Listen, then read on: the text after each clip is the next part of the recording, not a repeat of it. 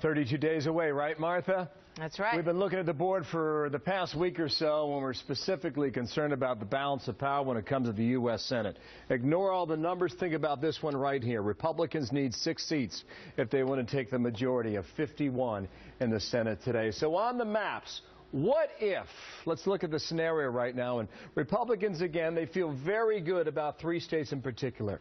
At 55-45, now watch how the 45 number changes. If you win West Virginia, if you win South Dakota, if you win Montana, now you're at 48 and you need 3 more pickups. Where do you go to get that? Maybe it's Arkansas, as we pointed out. Maybe it's Louisiana. Or perhaps Democrats hang on to Louisiana. Where else would you go? Maybe Iowa. Joni Ernst is polling very well in the last week there in the state of Iowa.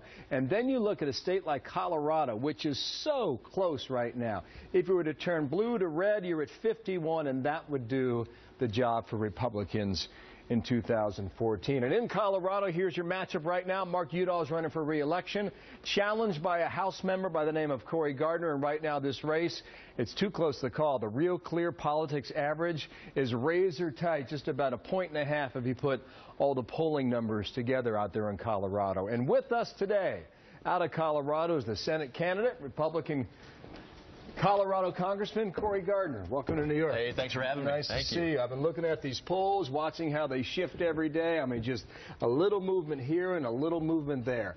How do you see the state race now? I think the people of Colorado are ready for less Washington in Colorado and more Colorado in Washington. This is going to be a close race all the way through, but we're very excited about the message that we spreading throughout the 4 corners of our state, and quite frankly, the people are ready for somebody to be an independent voice instead of a rubber stamp for Barack Obama. Are you running against Barack Obama, or are you running against Mark Udall? Well, I think the president himself yesterday stated that his policies are going to be on the ballot. Mark Udall has voted 99% of the time with this president. Those failed policies are what the people of Colorado are facing and voting on. It appears the war on women from 2012 has been well revived in Colorado during this race. And Mark Udall's used that. He's tried to use that against you.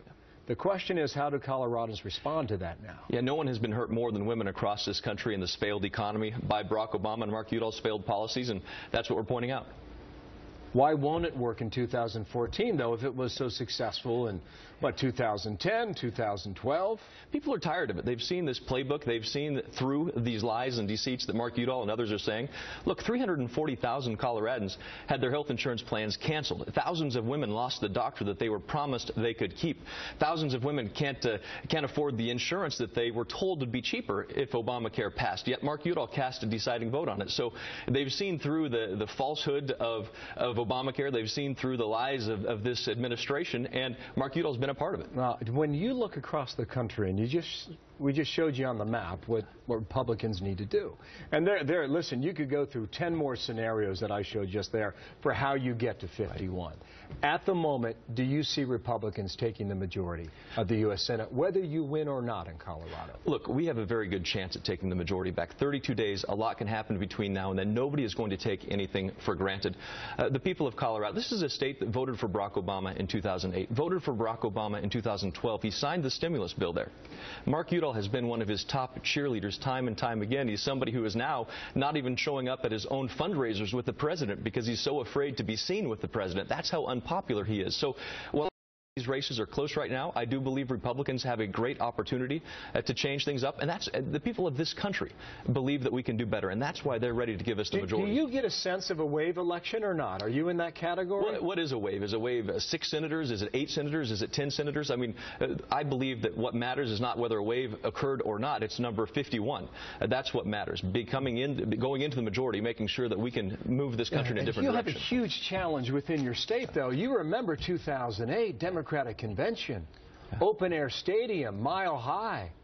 I mean, the support for President Obama was huge at that time. Well, and the veneer, though, has come off. If you look at around Colorado, the median household income has declined by over $4,000 in Colorado. Is that it? You think it's the economy? People are working fewer hours in Colorado. It's the economy. It's just this idea that they were promised a better way forward. They're facing $4 a gallon gas prices. They're facing high food prices. They're facing record tuition costs. Coloradans are struggling. They're working harder than ever, and they find their opportunities slipping further behind. granted. I think we can do better. I'm optimistic about the future of this country, but we have to change things up. I heard you talk a lot about the economy and a lot about Obamacare. Are those the major issues in To the people that we're hearing from across Colorado, those are the major issues. We'll see where it goes. Cory Gardner, thank you. Thanks for having me on. We've invited Mark Udall to come on and join us as well. 32 days and counting. Thank you, sir. It's going to be a busy